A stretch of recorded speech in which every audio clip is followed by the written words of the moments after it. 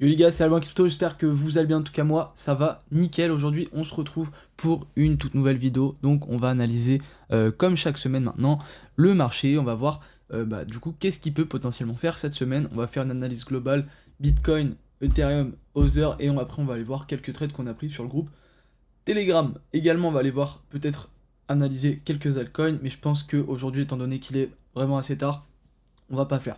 Donc c'est parti, on va commencer sans plus tarder. Donc, je me suis trompé. Ok, super. Alors, attendez 2 secondes. Voilà, je suis désolé, il n'y aura pas de montage parce que sinon la vidéo sortira jamais. Donc, bon, premièrement, on va se mettre sur RSR, on va voir le seul stop loss de la semaine sur les 3 trades qui ont bien marché. Bref, on s'en fout.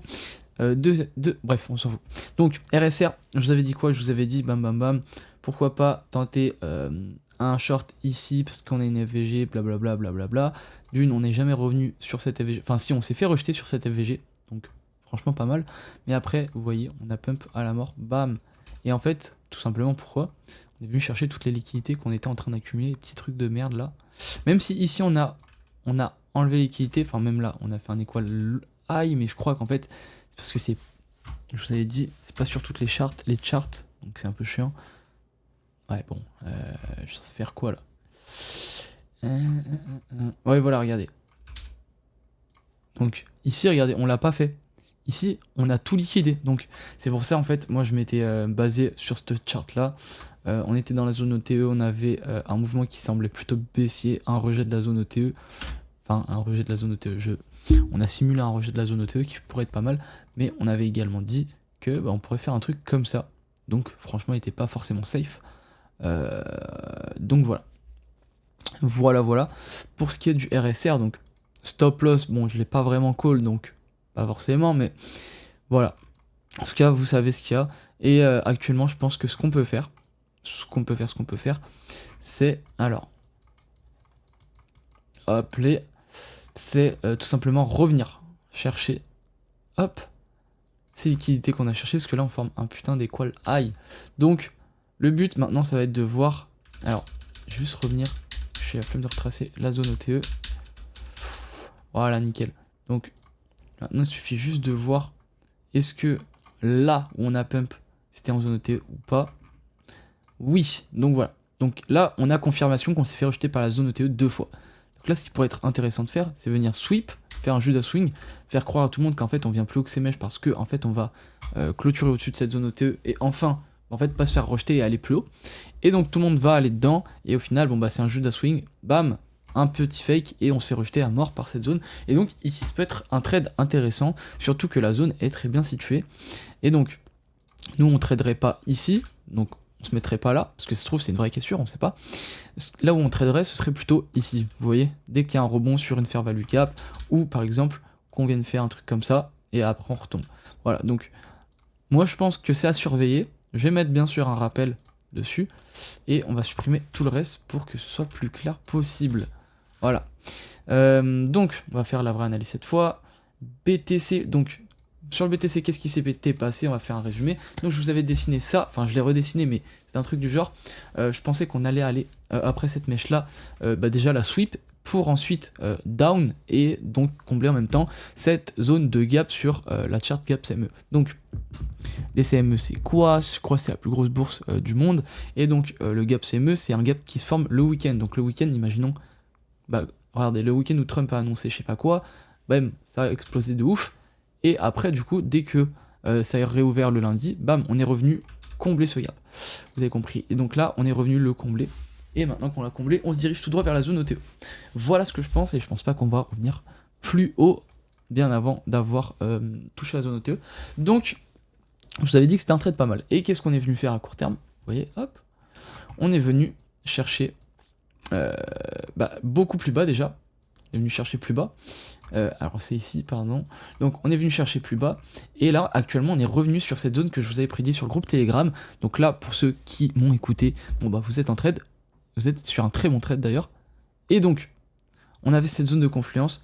Fair value gap 1 heure, fair value gap 15 minutes et zone OTE. Et donc, on a pris le trade pratiquement pile sur le haut de la mèche, c'est incroyable, pixel, donc à 85 284, et avec le stop loss à 86 500, et avec un take profit du coup qui est situé en zone ETE. Donc moi ce que je pense qu'on va faire, c'est qu'on va venir en zone ETE avant de potentiellement rebondir et aller chercher toutes les liquidités qu'on a laissées là, sans pour autant relancer notre phase haussière. On sera toujours en phase baissière, juste on va revenir chercher une zone ETE à plus long terme, vous voyez. Donc voilà ce que je pense globalement qu'on va faire. Et également je pense que on va peut-être aller un peu plus bas que ce que j'ai mis là sur les traits, parce que ici on a laissé quand même beaucoup de liquidités, donc potentiellement venir jusqu'aux 79 000 voire 78 900 je crois. Bref, en tout cas dans ces zones là, parce que c'est le bas de la zone ETE, je sens, enfin il me semble. Alors on va voir ça. Voilà, donc voilà, 79 000, voilà, c'est ce que j'ai dit plus ou moins. Bref, ensuite on passe sur ETH, donc pour Ethereum contre BTC, voilà ce que je pense. Donc là on forme un range. Le but, alors, est-ce que si possible, ça pourrait ne pas faire de la merde, s'il vous plaît, merci. Donc on est dans un range qu'on a pété par le haut, mais je pense que c'est un fake, et dans tous les cas les ranges ça veut pas dire grand chose, mais je pense quand même que y en a plein qui traitent comme ça, et donc du coup ça veut dire quand même quelque chose, parce que les gens pensent comme ça, et donc pour les avoir il faut montrer que ça marche, en tout cas faire un semblant. Et donc je pense qu'on va réintégrer, faire un pullback en mode bon bah les gars on va recasser, on va repartir cette fois, vraie confirmation, et non, on va aller au bas de ce canal, et dans tous les cas je pense également que dans tous les cas, Ethereum va suivre le mouvement de BTC, et étant donné que BTC va aller en zone OTE et donc va dump de plus de 5000 $, et bah je pense que Ethereum va dump aussi pas mal. Donc voilà. Également sur Ethereum, je vous avais call donc 2 trades, un qui est passé à merveille, mais qui n'a pas encore TP bien sûr, mais je vous expliquerai pourquoi il est passé à merveille, et un deuxième au cas où le premier ne passe pas et qu'on se fasse stop loss. Donc, le but c'est quoi? Le but était de prendre ce trade et donc faire comme on avait fait sur BTC il y a 2 semaines. Donc une fois que le trade était bien bas, on prend au niveau de la dernière FVG 15% qu'on close, voire plus si vous voulez. Et ici on se met à break-even, voilà très bien. Donc comme ça, là on a full sécurisé, on est que en gain, genre les 85% qui restent, c'est que du bénéf. Enfin même dans tous les cas c'est que du bénéf ce trade, mais les 85% qui restent c'est du bénéf plus. Et donc si on revient se faire stop loss, bon bah ça veut dire qu'on va sûrement chercher la deuxième zone de short. Et donc là je pense que c'est ce qu'on est en train de faire. On monte un escalier comme vous le voyez là, on laisse plein de liquidités en bas, toutes celles qui sont en haut, bah à chaque fois vu qu'on monte on les enlève. Et donc on va monter en escalier jusqu'à cette zone là, cette dernière zone de confluence, avant de retomber et de chuter en ascenseur, pardon. Et voilà, je pense que c'est ce qu'on va faire plus ou moins. D'ailleurs ça on peut le supprimer parce qu'en fait on est juste venu dump, et on n'est jamais venu remonter, parce qu'on a perdu énormément de force face à Ethereum. En tout cas, voilà, j'ai raconté un peu de la merde, je viens de me rendre compte, mais c'est pas grave. Mais donc, là actuellement vous avez ce trade qui pourrait être vraiment pas mal à prendre, donc bien sûr j'aurais pu le partager uniquement sur le groupe et faire le gros schlag, mais dans tous les cas le groupe il est gratuit. Donc moi je veux juste vous inciter à rentrer dans le groupe pour qu'il y ait un maximum de monde et qu'on s'entraide tous un maximum. Mais bref. Donc voilà, ce trade pourrait être pas mal. Maintenant, on va voir Other. Donc Other, voilà, je vous ai dessiné 2 trucs. Donc possiblement, donc je vous avais dit qu'on allait faire ça. Bon, on est revenu dans ce bas de canal, mais c'est pas pour autant qu'on va revenir dans le haut. Donc je pense qu'on va faire ça maintenant. Donc on va revenir sur le bas de canal et on va aller du coup la target qui était initiale de 250 milliards de market cap pour les crypto, pour les alts, pardon. Et donc actuellement vous le voyez, vu que BTC il va aller dans sa zone T, je pense qu'on va revenir sur ce bas de canal avant de potentiellement péter par le haut. Après on peut quand même péter par le haut sachant que BTC tombe, mais je pense pas non plus. Et puis tous les cas, les BTC, enfin les alts sont quand même énormément corrélés au BTC, étant donné que la BTC dominance est quand même assez haute. Surtout vous voyez, elle continue de monter. Donc plus le Bitcoin chute, plus elle monte. Donc vous voyez, si on revient en zone ETE, on va venir sûrement dans ce bas de range ici. Donc je pense que ce scénario là sera à prendre en compte dès ce soir pour la semaine. Niveau des alts, on va aller en voir 2-3. Je pense qu'on va aller voir juste 2 que j'avais call sur le groupe en début de la semaine dernière. Donc je vous avais call le hype. Le hype, un super bon trade. Donc quand le BTC il était au plus bas et que je pense qu'il allait rebondir et que tous les alts étaient dans la zone OTE, donc là c'était la zone OTE, bah, je vous ai dit les gars let's go, on peut prendre, ça peut être vraiment pas mal. Donc, c'est plus ce qu'on a fait. On est venu donc ouvrir un ordre au niveau des 12.98, 99 par là. Et actuellement, on est à plus, tac, 21.85%, ce qui est vraiment énorme. On est pratiquement à la target, sachant qu'on avait un RR de 5, c'est juste monstrueux. Sachant qu'en plus, vraiment, je me la suis raclé hein, sur le stop loss, c'était juste pour vraiment prendre zéro risque, que ce trade se ferme pas. Mais en vrai, on aurait pu le mettre bien plus haut, mais dans tout cas, ça change rien. Là, normalement, si vous êtes vraiment... si vous me suivez vraiment, vous avez mis votre stop loss à break-even et vous avez pris dans tous les cas des profits partiels pour assurer vos gains. Également un truc que j'aime pas trop là, c'est pour ça que je pense que je vais close 75% et qu'il me reste que 25% en position, donc au pire ça retombe ici, c'est pas bien grave. C'est que en court terme, ici on a fait un choche, donc changement de structure. Ici, donc là on a notre cos et là on a notre boss. Également on est venu retest sûrement une fair value gap qu'on a peut-être en 1 heure. Donc pourquoi on est venu retest ici? Je pense qu'on a un truc en 5 minutes ou en 15. Voilà, voilà, je vous l'avais dit. Donc en 5 minutes, hop. Voilà, en 5 minutes, donc vous avez une fair value gap, on est revenu la toucher avant de retomber. Donc selon moi là ce que ça veut dire vraiment, c'est qu'on va venir tout simplement dump et donc retomber, bon en même temps que la zone OTE de BTC, ça se corrèle un peu tout, vous voyez hein, les alts sont corrélés au BTC mais il y a de la manipulation derrière qui font que ils essayent de faire en sorte de faire tomber le prix quand même. En fait c'est plutôt les investisseurs qui le corrèlent plus qu'autre chose, hein.